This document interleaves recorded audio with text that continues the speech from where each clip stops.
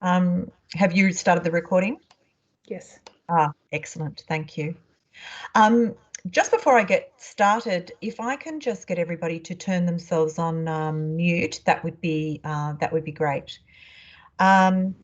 So thank you. Very warm welcome, everybody. I wanted to start our meeting today by acknowledging the traditional owners of the land on which we are meeting and pay my respects to their elders past, present and emerging, and to any Aboriginal or Torres Strait Islander friends we have with us today. A big warm welcome to you and a big warm welcome to our members and friends. Thank you so much for joining us today. So this feels a little different from what we normally do, and I think we've been very focused the last couple of months during the pandemic on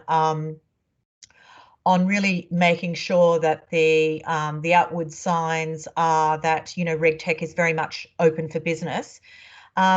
So I was actually delighted to talk to both AUSTRADE and Data61 about the event that we have today to talk about the economic impacts to trade, and also to Data61 about 6 key areas of megatrends.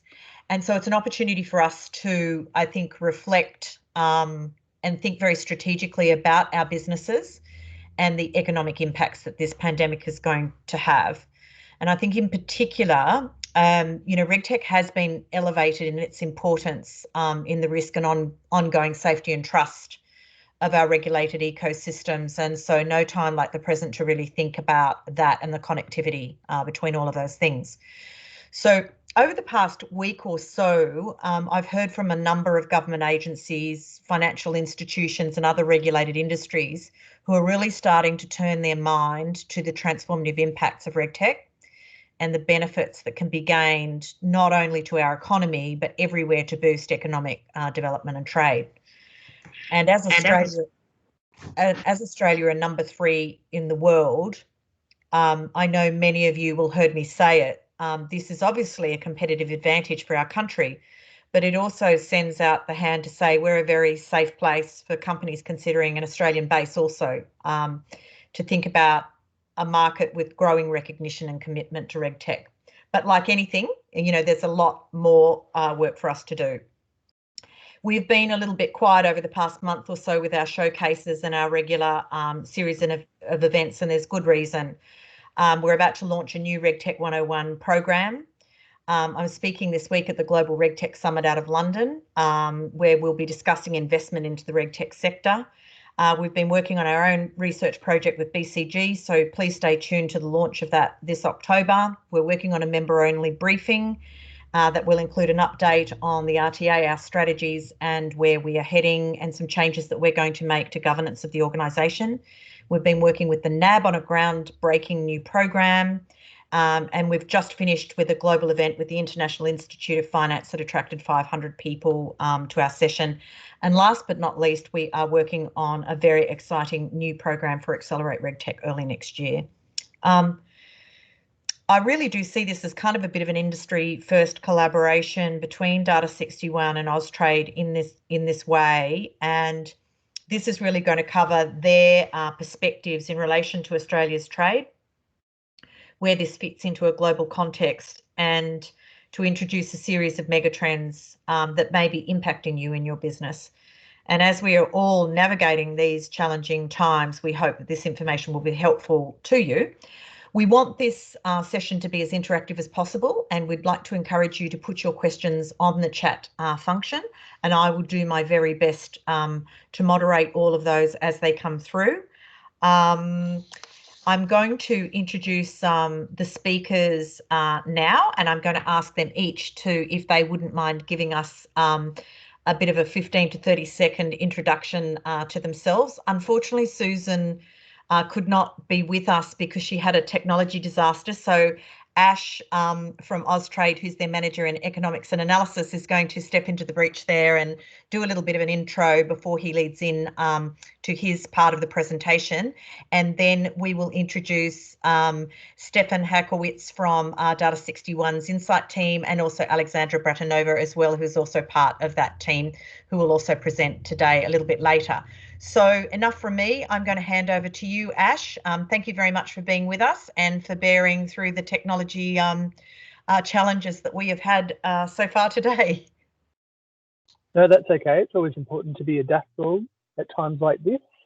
So just a little bit of background on this project. AUSTRADE and CSIRO came together to produce a report, and the aim was to understand in this difficult time, how do we act to secure Australia's future in challenging, choppy waters. And I think there was a joint recognition that trade investment is critical to the economic recovery out of COVID. And so, we wanted to come together to sort of identify what some of the major shifts are in the global economy and try and understand the risk and opportunities that come out of those. So that has been the background to this trade investment megatrends report. But my aim today, I think, is to, provide a scene setting of what is happening in the global economy. And my colleague Stefan at the CSIRO will discuss the outcomes of the report and some of the recommendations. So that perhaps if I set the scene of the global economy, if I can just move to the next slide, please. So this graph here is the forecast of the IMF World Economic Outlook, and I think it shows how difficult it is for economists to see into the future. You sort of see the forecast in January at positive 3.4%, and then in April, as we went into lockdowns, the forecast was a negative 3%, and then by June, the forecast was downgraded down to a negative 4.9%. But global growth is facing the toughest challenge in many generations, and whether this will be known as the Great Lockdown in the future, I guess we'll wait for the historians to name what we're going through right now. But it's, I think, a larger global recession, far greater than the GFC, and the largest since the Great Depression, which my grandparents experienced. And some of the figures from that, FDI has fallen 40%, which is the lowest since 2005. Global trade fell 27% in the second quarter this year, and that's down 20% for the entire year. And economists around the world are watching this closely. Obviously, our hope is that it would be a V-shaped recovery. We'd have a short, sharp, as people went into lockdown, and shops and cafes were closed, but we'd be able to bounce back out of it towards the end of the year as we were able to get on top of the virus. Unfortunately, it's looking closer to a U-shaped recovery into 2021, and I'm hoping not, that there is a risk of a bathtub-shaped recovery with a long, slow crawl back to normalcy again. But we're all hoping and praying for a sharp return to 2021, and I'll talk around some of the factors from that. If we just move to the next slide, please. So these figures are just from a couple of weeks ago, so I hope that they're still highly relevant. But I think what we have seen is that effective COVID management has been an asset for a country, and Australia is up there with the best in effectiveness in getting on top of the virus. And whilst we can see how easy it is for it to get out of hand, alongside our Asian neighbours, we've done, I think, very well as a society.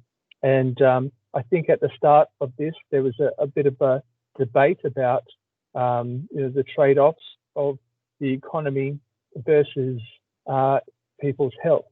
But what we've found, I think, through this process is that there isn't a trade-off, that deal effectively with the pandemic.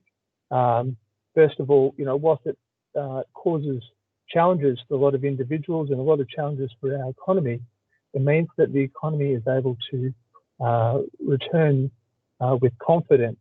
And we see with the countries that haven't managed the virus as well, even while their economy is open, they've still experienced significant falls. And even as things open up again, people just do not feel confident enough to, return back to work, return back to normalcy. So a lot of our partners in Asia, like Vietnam, Korea, Taiwan, and China and Malaysia have managed the virus effectively well. And the next steps for Australia will be opening up paths for trade and travel with those countries, and establishing new flights and connections. But this will be a long process until a vaccine is developed. But this will be the next step for Australia. Next slide, please. In terms of understanding what the next steps are for the global economy, watching China is fundamental. And we'll see that China is, I think for the first time in a recession, China is the central story. China has experienced, I guess, the sharp V that we've hoped for in other economies. And this has been due to the resilience of its exports, particularly elsewhere in China, and also highlights its dominance of global exports. And you'll see the stats there, over 34% of Australian exports go to China, which is a huge growth from 8.5% in 2003. And it alone makes up 20% of global GDP. And is actually the top trading partner, not only for Australia, there are 130 countries around the world. Australian exports to China reached their highest level last year at $169 billion. And we've seen that our major exports like coal, iron ore, gas, and agriculture have maintained their prices throughout 2020. And so that's, I think, supported some of our economy and ensured a certain level of stability. Of course, there are the geopolitical challenges that we're facing around anti-dumping duties on wine, barley, and there's potentials for others in the near future. So it's obviously something that we're watching closely. But the China story, I think, is still fundamental to the recovery of the global economy. Next slide, please. I guess the concern is, what does this mean for Australia? So we've experienced a 7% decline in the second quarter of 2020, which has pushed our economy into a major recession for the first time in over 28 years. And, obviously this has been a credible shock for our society. I think though, as I mentioned earlier, that our effective management of the virus and the pandemic has meant that we've actually outperformed a lot of other economies and may be able to bounce back a lot sooner. This does mean a huge amount of unemployment at 9.25%, and young people, women, and disadvantaged people are I guess outweightedly affected by this unemployment. Particularly people in casualised work and in the accommodation, food services. So as a society, I think this recession hasn't affected everyone equally, and I think there's an important focus on the inequality aspects of this recession. As I said, it's always challenging for economists to come up with forecasts in a sort of fast-moving situation, but our hope is that we'll see a return to growth of 2.5% next year, and trade investment will be fundamental to that. Next slide, please. So what are the insights and outputs for that? We're faced with a high degree of ambiguity. I sort of determined an age of ambiguity, which requires governments to act flexibly in a degree of uncertainty. So that will require governments to adapt to the situation as it arrives in a era of increasing automation and digital disruption to people's work. This means that information flows and data are becoming all more valuable in order to deal with this ambiguity, and governments and business will need to test and develop new frameworks for decision making. We're also, prior to the COVID crisis, facing an increasing political turn towards economic nationalism and protectionism, in which economies turn inwards, trade wars, and I guess increasing calls to make things here. And whilst I think that is understandable, given where we are as a globe, I think, and I can understand people's frustration. I think it's important that Australia still advocate for free trade and open markets. And a stat here: a 10% rise in tariffs reduces global GDP by 3%. So I think it's fundamental to step out of this global crisis is that we still maintain open trade. We're also faced with a sharp reduction in movements. Global air travel dropped by 94% in April. And that has obviously impacted a lot of our exports like travel, education, but also as a second degree outcome has also reduced our air freight by 70%. So we're faced with, a new normal of less global travel and less trade. We're faced with broken supply chains. And I think as a government, we need to think innovatively in order to address, the challenges in front of us. And this is what our report does. And thank you. I guess I'll move over to Stefan to sort of talk about the outcomes of the report.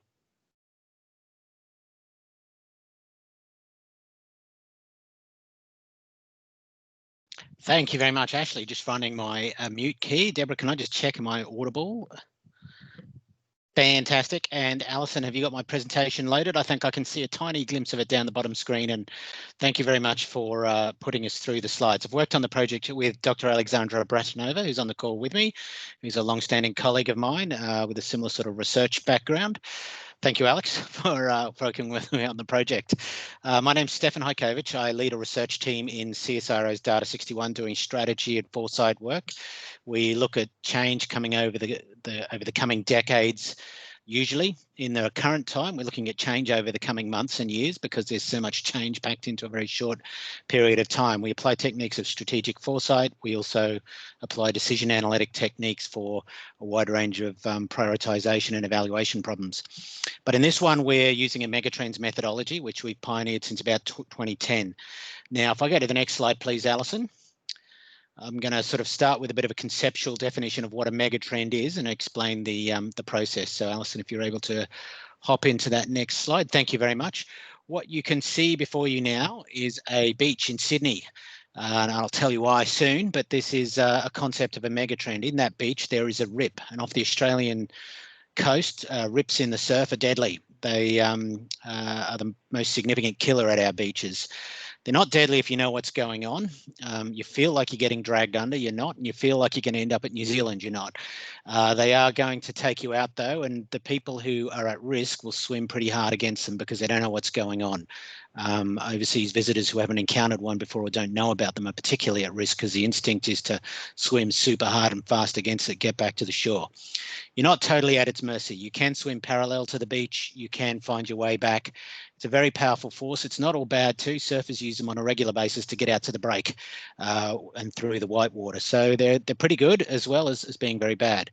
Now, if we go to the next slide, Alison, we can see what the rip is, because at this slide now we can see purple dye put into the water by researchers at the University of New South Wales. This is Tamarama Beach in Sydney, where they did the experiment. That rip current is like a megatrend. A megatrend is a powerful trajectory of change which occurs at the intersection of geopolitical, economic, environmental, social, technological, legal, political trends. And it is something that can have good outcomes or bad outcomes. And our analysis is all about fleshing out those trends. So if you go down to this beach with this view of the water, you're going to get a better outcome, because if you're caught in that with a briefing, you're going to know what's going on. You're going to have a bit of ability to know how to respond to it, how to get the most out of it. If you're a surfer, that's a great way out to the break to have a good day surfing. So the megatrend is a really close analogy to that. And the sort of work Alex and I do in our jobs is really building an analytical base around that to identify all the trends, bring them together, identify megatrends that Australia and other countries can use to set strategies in the during and post-COVID world. So we've applied a methodology. If we go to the next slide. In this study, probably the biggest and most significant application, not just one more before I jump into the results of this study. The most significant application I saw was a company called GPT, which you can see its share price since we did the Megatrends study for it. We looked at megatrends that formed around this company in the retail sector. I remember one of the megatrends was called behind the scenes. Every time you hit click and buy on an online website, you take away from the retail floor space they rent. They build shopping centres, and you put it into background supply chains and logistics. If you go to the next slide, Alison. I'll just wait for that slide to come up. Thank you, Alison. Sorry. The next slide will show a picture there of what the company did. They went and took $1.2 billion of assets in retail, sold it, and then bought a whole lot of warehouses in shipping ports and airports, which now actually during COVID is doing sensationally well. It's the logistics part of their business that is doing very well, while retail and office are really struggling, because retail and office property markets are going down, but not so for logistics and warehouses around airports. The amount of goods being delivered online is huge, and they need these warehouses. So there was a strategic response that the company was able to do. They also looked at another megatrend called spaced out, which is coming into play around the reduced physical need to be present in the office to do work, and that you can do it remotely. So they they created a new company called Space & Co. and invested in office space that was like a co-working centre outside of the big cities in Australia. Let's go to the next slide now. So that's a bit of a primer on strategic foresight and how and why we do this sort of work. I now want to go into the megatrends that Ashley talked about in our study. So we've been working with Ashley and the team at AUSTRADE and a broader team of CSIRO colleagues for probably a couple of months, I'd say about 3 to 4 months, to identify trends. And we've identified heaps of trends that we've captured in a report that's currently in the final stages of production. And we've had ways of taking those trends together. We've put them in front of 2 big industry workshops that Deborah was a panelist on one of them, and actually on 2 of them, I think, Deborah, and she attended and contributed to the discussion, where we really wanted to put this narrative of the future to the test. You know, prove to me it's happening, prove to me it matters are the 2 key questions we have for our workshop attendees from all the different industry sectors and expert backgrounds. And then we build this narrative of the future, which is really about risk and opportunity and moving forward. Now, Ashley has covered a little bit of it in his economic briefing, but if we go to the next slide, those are the mega trends. I'm going to jump into what they all are. A changed economic landscape, the digital rebound, investing in supply chain resilience, localization and staying closer to home, and then stepping into the new normal. So the next slide here is about the changed economic landscape. I don't need to say too much more than what Ashley said. This is absolutely stunning, incredible, devastating. It's such a massive shift that has not happened to any of us in our lifetimes, and does take us back to the 1930s depression. An incredible shock to global GDP, an incredible shock, I think, also to FDI. Foreign direct investment is forecast to be declining by 40%. That takes us back to 2005 levels of foreign direct investment. So the next 10 years of your careers is all about economic recovery. It's about finding our way from this to somewhere new. And this changed economic landscape is going to characterize your work, your business strategies. It's a mega trend that reshapes everything and puts things into a different space. Let's go to the next slide. Just a couple of other indicators on this. One is the background public debt that is also part of that changed economic landscape. Already it was very high as we enter into COVID-19. Post-GFC, it expanded considerably, but governments worldwide have just taken on board masses of debt. Australia is doing really well. Our debt to GDP ratios are amongst the best in the OECD. Some countries like Italy, it's hard to see them ever getting out of debt, full stop, because they've just acquired so much to get through the crisis. If we go to the next slide, and that's interest rates. So another sort of policy response to economic downturns is dropping interest rates, but there's not much further down to go. We're at record low interest rates as well. So that takes us pretty close to 0% and not much room to move on interest rates. So the world is entering into this with a lot of challenging economic conditions. Let's go to the next slide. This is forecast GDP contraction. Australia is doing well in the OECD in terms of its estimated GDP contraction. They have a single hit and double hit scenarios for all the countries there. We can see some countries are heavily hit. Probably what is interesting actually in the GDP hit data, if you put this on a graph showing COVID severity, like number of COVID cases and mortality against GDP hit, it's the countries with a worse set of health outcomes have also got a worse set of economic outcomes. The countries that managed to control COVID and went hard on lockdowns early, New Zealand was one of those as well. Although, you know, those countries have tended to do better. Let's go to the next slide. Unemployment too is huge across the OECD. I analysed what happened in GFC, and it took 10 years for unemployment to fall back to pre-GFC levels. We're at 7.5% in Australia, slightly below the OECD average at 8%. Some countries have done very well on unemployment, like Japan, but overall a huge hit. Let's go to the next slide. So that's a bit of the changed economic environment that we're in. The next one is investing in supply chain resilience. Global trade has contracted 27% in the second quarter of 2020. Foreign direct investment is down to 40% to 2005 levels. Let's go to the next slide. This takes us into the issue of supply chain resilience. Over 90% of Fortune 1000 firms, including high-tech companies, have reported supply chain disruptions due to COVID-19. I'd say a lot more now, and a huge amount of Australia's manufacturing sector has had significant supply chain shortages. In fact, this is in the early parts of COVID-19. This is probably one of the biggest bankruptcy risks for a lot of companies that depended on imports from countries like China, and those imports just stopped as all the trade shut down. They couldn't get the stuff they needed to sell onto their customers, to make things to sell, and a lot of them face bankruptcy. So as supply chains are being rebuilt, there is a huge issue around supply chain resilience and supply chain security. There's a big push towards diversification, and there's a lot of attention to local suppliers as well that can give those higher levels of resilience when global trade is shut down. Global trade is going to re-establish. There's no non-trade option and no non-import option, but it is going to be that they are looking for diversified and or more secure supply chains. Let's go on to the next megatrend, the digital rebound. So the one part of the economy that appears to be not getting hammered as badly and is bouncing back way better, and in some cases doing incredibly well, is the digital economy. That there shows you the S&P ASX All Tech Index against the S&P ASX 300.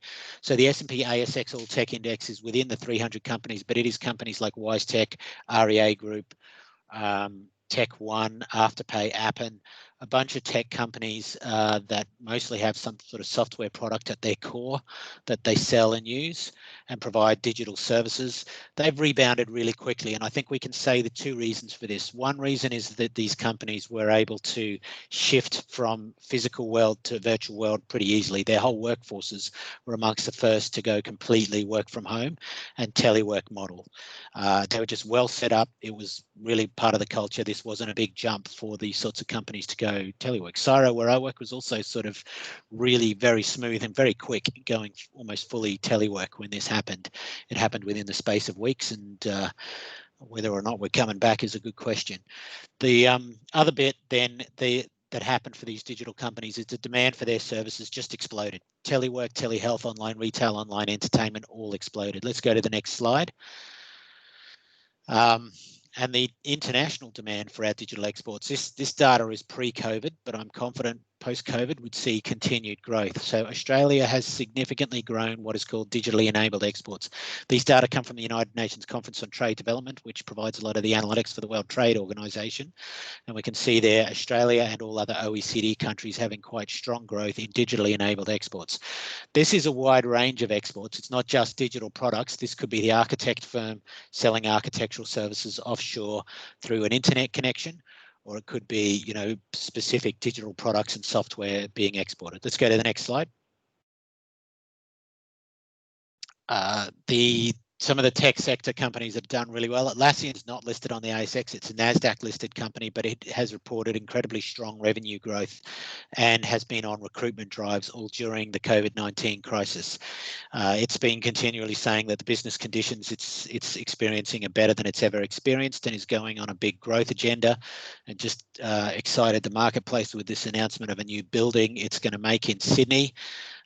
It's sort of central Sydney. There's a skyscraper without a roof, but a pretty significant expansion of Atlassian's business. They're a software company that produce a workplace collaboration tool called Jira, is one of their primary ones. But like a lot of those other tech sector companies I've mentioned, they've experienced strong growth. Let's go to the next slide. So that takes us a bit through the story of digitization. There's a lot more data behind this. The data on online retail is really fascinating about the extent that that's grown. Online education, telework has just exploded. It's the part of the economy that is growing. And there is some data we can have. We're still waiting to get the picture, but jobs and salaries in digital have been doing really well. The AIIA have another report out on that, and it shows really strong salaries and jobs growth for digital workers in Australia. The next one, localization and staying closer to home. We're all wanting to get a lot closer to home. Massive drop in revenue passenger kilometres flown. That's really how many frequent flyer miles the world racks up.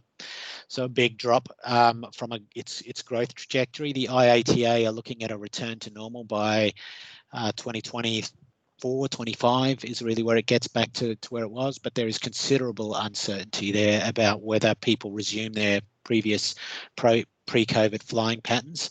Another data set we have shows a significant drop in the average length flown in kilometres of a flight, about a 8.5% drop immediately, which may have continued. So people, when they are getting on a plane, are staying closer to home. But the closer to home phenomena is happening in a lot of ways. So if we go to the next slide, that's the data set actually on the average trip length decrease, the 8.5% drop, again, a forecast for it to go back into the future. Let's go to the next slide. We're also having some really interesting debates and discussion within town planning about this concept of the 20-minute city. What analysis of expenditure patterns, spatial expenditure patterns across Australia, and I think a lot of countries has shown, is that the expenditure has really dropped in the CBD, and it has started to pick up in neighbourhoods. So the local cafe near where I live, for example, has never been busier than it is now. It's booming. But in a lot of places, the local neighbourhood is where we've seen a shift of expenditure. Alpha Beta recently published a report on this, and it showed a significant percentage drop in expenditure in CBD areas, but a massive pickup in expenditure in neighbourhoods and local communities. People are much more psychologically connected to these local areas, as there are significant work from home populations. I'm working from home, my neighbour is, my neighbour's neighbour is. Pretty much a lot of the street I live on is all people who used to work in the city are now working at home, and using the services around here, and our economic activity is shifting quite a bit. So it hasn't just all disappeared, but there is a much more bigger shift towards localization and staying closer to home, that 20-minute city. Let's go to the next slide. So Ashley mentioned the new normal, and this is the last of the megatrends, stepping into the new normal, the turbulent, uncertain, novel and ambiguous, or tuna world. If we go to the next slide. It's not just that the world is going to be dealing with COVID-19 during the recovery period. Extreme climate events are continuing. Massive fires currently happening, of course, in California that are getting widespread coverage. Some really astonishing heat records being broken in Northern Europe and in Russia that are quite challenging and confronting, and the continued melting of the Arctic ice caps is happening. So the climate change phenomena is occurring. Interestingly, during COVID, we saw a Nature paper finds a 26% reduction in greenhouse gas emissions as a lot of human mobility slowed down and jet travel slowed down. But that's probably going to resume pretty quickly. So the world is still challenged with climate change, and some recent modelling published by CSIRO that's yet to be fully approved by the IPCC takes us towards some more concerning longer term forecasts there. If we look at that top model, that is really quite awful, because that pushes us up to the possibility of 7-degree average warming by 2100, which is terrible for the world. We hope we'll be down on the green line where it levels off, but that does depend on a very low emissions scenario, which we're not doing currently. Emergent cybersecurity risks are also happening as a backdrop into this world. So it's not just COVID, but COVID has exacerbated the cybersecurity risks. And I think I mentioned the issue I've had with logging onto my iPhone with a 1-month wait to get password assistance from Apple. That is because they are inundated with issues during this time, as practically every digital service provider I know of is experiencing an unprecedented amount of cyber attacks, cybersecurity threats and risks during the COVID period. The Australian banking system has been subject to this, and we've seen the issues elevated in Australia with prime ministerial level announcements about cybersecurity risk and how we are confronted with a new normal in terms of a much more complex, advanced and ubiquitous threat that is continuing all the time. So those are some of the other backdrops in the COVID world. I guess the last one that the report covers is some analysis of the infectious disease risk, which I haven't mentioned here, that it isn't likely to be just COVID and then all over. Since the year 2000, we've had SARS, MERS, H1N1, H1N5, now Ebola, and now COVID-19. That's the 6th zoonotic illness. The data, there's quite a few journal papers published by scientists showing an increased frequency of zoonotic illness. We've had the trends that surround that are increased animal interaction with livestock production systems. So a lot of these diseases go from an animal to a human, and as we have more humans interacting with animals in livestock production, it increases the chances of a transfer occurring. But we also have massive urban population concentrations, and we also have increased human mobility, which has taken a bit of a drop back, but for a long time we've seen a much more mobile world with jet aircraft travel as well. So quite an amazing sort of set of shifts ahead of us, but it'd be an error to sort of see COVID-19 as the last zoonotic illness of its type. We probably really need to be preparing for the next one now. Thanks very much for your time. That's a look at some of the mega trends. What I should say too, the report does make a set of recommendations. I'm not going to be covering them explicitly here today. These are things that we think Australia can do to capitalise on these shifts, minimise some of the risks, but also maximise some of the upsides. That will be published in the final report when it's put out later. But there is a second bit of analysis here that I'm not going into beyond the mega trends around the so what factor and what do we do. Thanks very much, Deborah. I'll pass back to you. Thank you very much, Stefan, and thanks, Ash. Thank you very much. So there are some questions. There are some questions here which I will read, and I'll throw this open to all of the speakers to respond if they would like. The positive and negative trends point us towards staying indoors or in our neighbourhoods, reduce our impact on environment to minimise climate change, and to start more human to human connections. Am I missing something?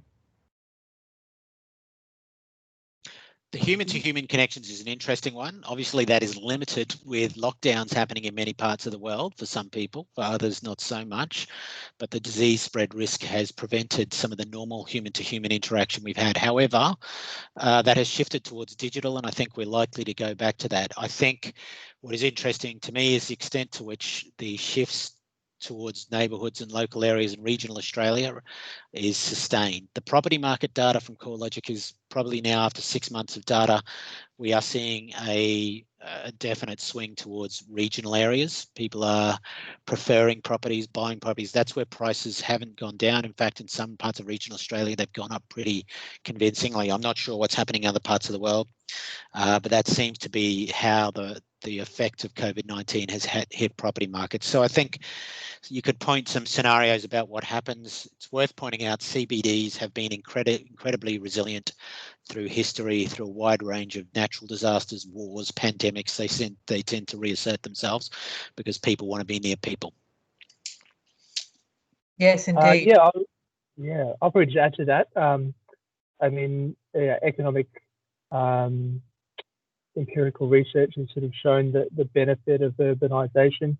It's obviously lifted billions out of poverty over time, but also, it's the source of our innovation and the sort of networks that create that sort of growth and productivity.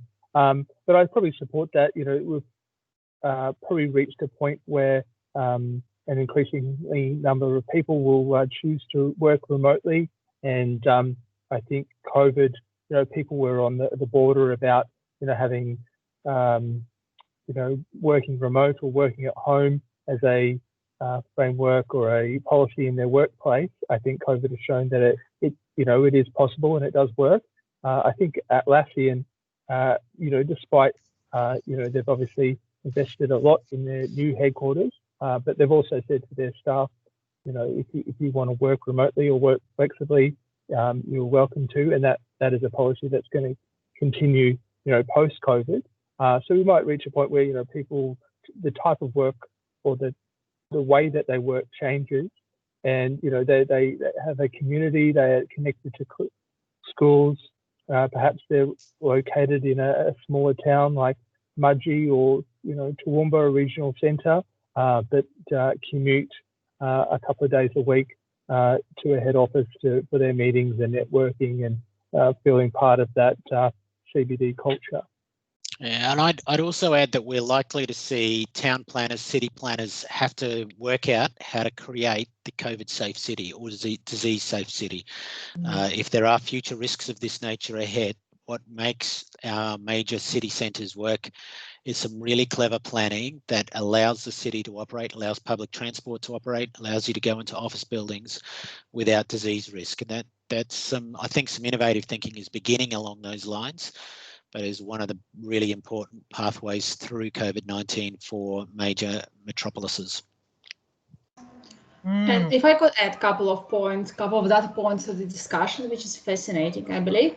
So there's a couple of research papers published recently, one on US data and one on Australian data, looking at how capable the economy and the occupations are to working from home. So one of the papers found that 37% of occupations in America are teleworkable. That's how they call it. And a similar study for Australia showed around up to 41% of workforce can work from home. Doesn't mean that they will work from home, and we are still yet to see if that's gonna increase or decrease the productivity. This is still an open-ended question. Yeah, no, that's very insightful. Thank you.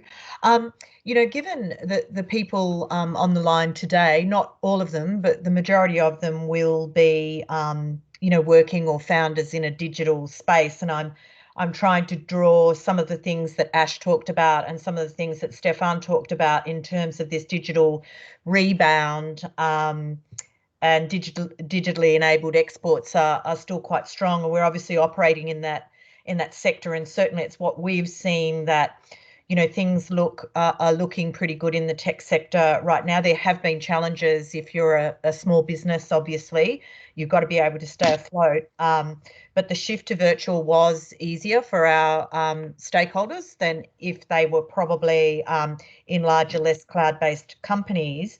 But one of the things I was interested to know, because we know that Australia has kind of slipped down the Global Innovation Index a couple of places. Well, at least they had last year slipped down a couple of places.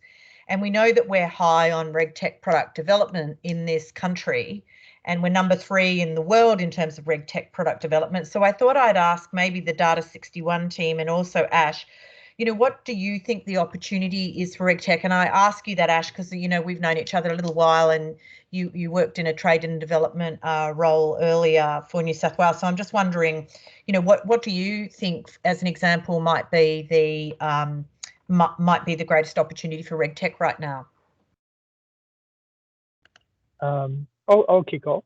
I think particularly there's a whole number of companies that maybe put off, their digital transformation. That they knew they needed to invest in it, but they sort of kicked the can down the road because, it just wasn't a priority, or they were just trying to, focus on, other areas of their business.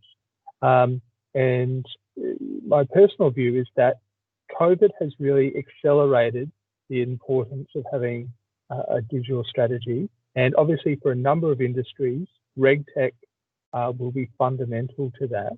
And so I believe there'll be a whole range of companies that will begin to say, we need to step this up. We need to digitize. How do we do it? And for your members who have already generated fantastic products to solve a lot of these products, that they will sort of be open ears to hearing about these solutions. I think, Australian, whilst I think, as you say, Australian RegTech companies are at the forefront, I think a number of companies haven't yet grasped the importance of digital strategy, and I think we said COVID has accelerated that. Yeah, thanks, Ash. Could I just ask everybody to remain on mute except for the speakers? Thanks, that's helpful. Sorry, Stefan, now that same question to you. Where do you think the greatest opportunities for RegTech are? Yeah, I mean, that's a good point by Ash. The effect of COVID-19 has been to bring forward a huge amount of digital transformation, which is making discussions possible now, which weren't possible previously. Everyone is immersed in digital technology. Well, lots of people depend on it to do their jobs and their work. So that, I think, is creating an opportunity for it. But even without COVID-19, if we look at in the financial sector, the regulatory hurdles they have to clear, anti-money laundering legislation, for example, and the reporting on that, there is no non-machine learning based approach to solve that problem. The growth of regulatory obligations has reached a point where really to fulfill your regulatory obligations, you depend on digital technology. And I think we also, that's just one area. There's so many areas really where the underutilization of RegTech is really what is holding back productivity growth. We lose a lot by doing unnecessary things and having humans do them that now I think machine learning can help with. So I think machine learning is probably one of the most important technologies within RegTech because it allows all sorts of things to be done without explicit guidance from a human being. It's increased the capability of the software, the algorithms to handle the regulation tasks and do it with high levels of autonomous capability that didn't previously exist. So, even take COVID-19 is just going to have this background of pushing us all much deeper into the world of digital, but take COVID-19 out of the picture. Over 2018, 2019, 2020, we're heading towards a RegTech enabled world. And I think we also want to calculate a bit more the numbers around the productivity benefits of doing RegTech. The amount of friction that exists in a lot of markets and in a lot of activity due to the lack of adoption of RegTech is pretty stunning. I think there's still the human involvement where we don't really need the human involved anymore. Yes, indeed. And we our take on RegTech too is there has been a focus on financial services clearly, but we are now starting to talk to people on a daily basis now who are serving segments outside of financial services and looking at pretty good traction for scale and growth across other verticals. So this is RegTech can be applied across many different verticals to realise its benefits. Sorry, did I interrupt you, Alexandra?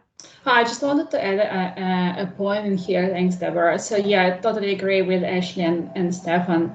And also the area of IP legislation is something that we are going to see more and more interest in and more opportunities for RegTech, I believe.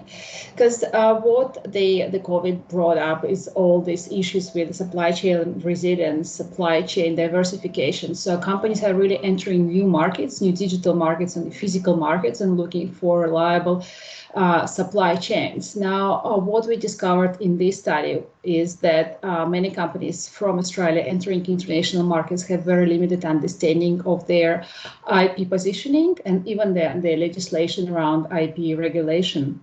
So RegTech's got a huge potential in facilitating this transition and facilitating more around free, like renewing of free trade agreements in terms of the digital technology exports. I've just been talking to Mark Staples, who leads our RegTech branch at CSIRO, and they see a huge potential for exporters of Australian digital services into new markets of Indonesia and Southeast Asia, in terms of the understanding of regulation and tools to actually help companies to navigate difficult and different regulatory environments. I don't hear you. You're on mute. Hey, Deb. Sorry, there we go. I'm on mute. Sam, we had you put up your hand. If you want to ask a question, if you could pop it into the chat, that would be awesome. Gavin Keeley from Search 365 asks a very good question. Well, he makes some statements first and then asks the question. He used to do 200 domestic flights a year, and I can confirm that he used to do those. In fact, he did so many flights, he used to tell me that occasionally he would take the train between Sydney and Melbourne just to do something a bit different. And since the 11th of March, he's done none, and he can't imagine that he will ever go back to that way of working. But what about all of those airlines, hotels, restaurants that are clearly not getting that business that they would have got from him and many others, I imagine. And to the earlier comments, the local cafe is booming. But he would love to understand where the new jobs can come from, as opposed to us trying to protect the ones that are lost. And I think that that is actually a very valid statement. So trying to protect things that potentially might turn into something else. So do you have a view, Stefan? I do. I think, without really wanting to get too many examples up, but our efforts to keep afloat industries that are heading towards closure, sunset industries, can be really damaging eventually for the people inside them, and also the amount of resources that we pour into them, as opposed to transition strategies. It's, there is a lot of, when an industry is heading towards sunset in a region, there is a lot of pressure to keep that industry going with subsidies, with all sorts of things, until it's almost like the government ends up producing the thing that the industry makes. And I don't think that's a good strategy. I think if you really want to look at how that can play out, have a look at Detroit and car manufacturing. Detroit was the largest municipality in the history of Earth to file for bankruptcy, and they didn't really have a plan B after making cars. So I think that it's a really important point that we should be transitioning to growth areas. That is hard for regional communities. Like, you don't want to sort of just gloss it over. It's not easy. We've studied workforce transition issues, and we think that in a lot of what we've looked at, there is greater possibility for people to move out of one job type into another. Like, the aged care sector in Australia has really been booming in terms of jobs growth, but a lot of older male workers who are losing their jobs in other sectors, manufacturing and the physical jobs, are not moving into those jobs where they could do them, for example. That was just one example of that. But I think you'd find a lot more. So as we look at what COVID has done, that's pretty profound. I mean, I'm exactly like, I missed the name of this person, I'm the same. I've stopped flying since March and I love it. I'm loathed about the idea of getting on a plane again. I just, you know, it was taking up a lot of my time and a lot of hotel rooms that I was waking up in around Australia, mostly, thankfully, but still. Really happy not to be doing that. I wonder where all the jobs go in that, but they don't just disappear. They go into new spaces, and I think we want to assist that transition. But yeah, it's never a good strategy just to keep paying for, with especially public sector money, something which is fundamentally uneconomic. We want to transition and be sensitive to the people who have to do that transition, help them. Yes, absolutely. And we can already notice how the traditional companies are coming up with very new and creative ideas of the services, like the Qantas flights to nowhere, which is the sightseeing flight, been sold in 10 minutes. All the seats were sold like a couple of days ago, and this is just a sightseeing tour of going to nowhere, literally. So these things are actually popping up, and these are new products, like literally new products which never existed before. Also, we discovered that, and it's a known fact, that Australians were spending more money overseas for traveling. Now all this money and all these Australians are staying inland. So that's a huge opportunity for domestic tourism. Yeah, no, good point. Very good point. Ash, did you have anything you wanted to add before we round things out? No, I think, I mean, you know, as an economist, I definitely support Alex and Stefan's view that we shouldn't support industries that are no longer viable. I think there is a role for government. The thing that keeps AUSTRADE up at night is the issues of air freight. And so whilst passenger flights haven't been coming in and out of Australia, and that's actually naturally been a byproduct of, you know, people not traveling between countries, that's actually impacted a lot of our horticulture and seafood exporters who haven't been able to get their goods onto a flight into Singapore or Hong Kong. And so that's a challenge that we sort of face, you know, as a government. In terms of the actual question, which is about future industries, I think we're obviously, as Stefan mentioned, there's around digital exports is obviously a focus for the future, and something that Australia has a strength in. And similarly, I think Australia's health technology and health systems are an important market for Australia. And, you know, we've seen a lot of exports for those into the Middle East in particular, who are very interested in our health technology and medtech. Yes, indeed.